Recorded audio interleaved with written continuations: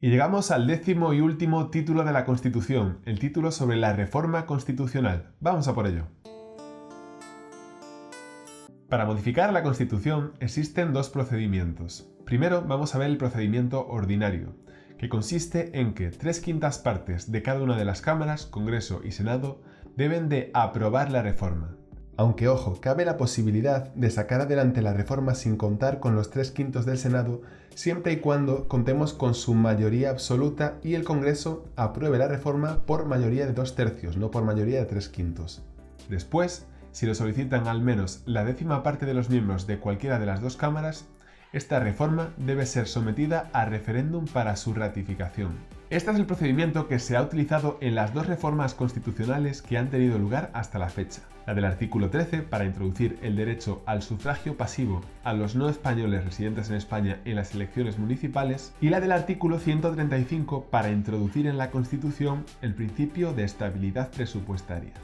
En ninguna de estas dos reformas tuvo lugar la celebración de un referéndum. Ya hemos visto el procedimiento ordinario, vamos a pasar a ver el procedimiento agravado, que es el que debemos utilizar para reformar la totalidad de la Constitución, para reformar el título preliminar, para reformar el título segundo, el título sobre la corona, o para reformar la sección primera del capítulo segundo del título primero, es decir, para cambiar cualquiera de los derechos que decíamos más garantizados.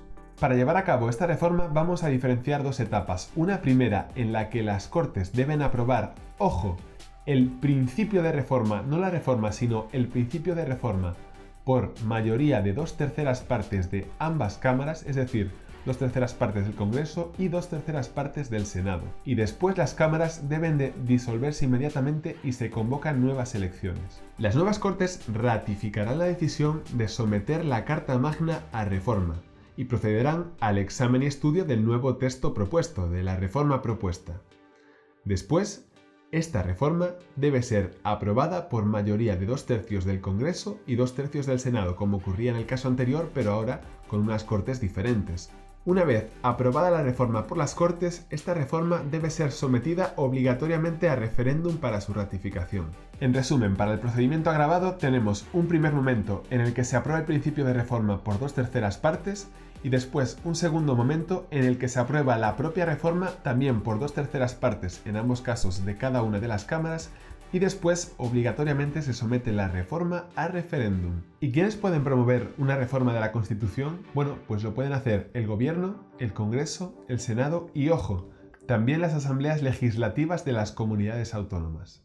Por último, la Constitución no podrá ser reformada en tiempo de guerra ni durante la vigencia de los estados de alarma, excepción y sitio. Y hasta aquí el vídeo sobre el décimo y último título de la Constitución.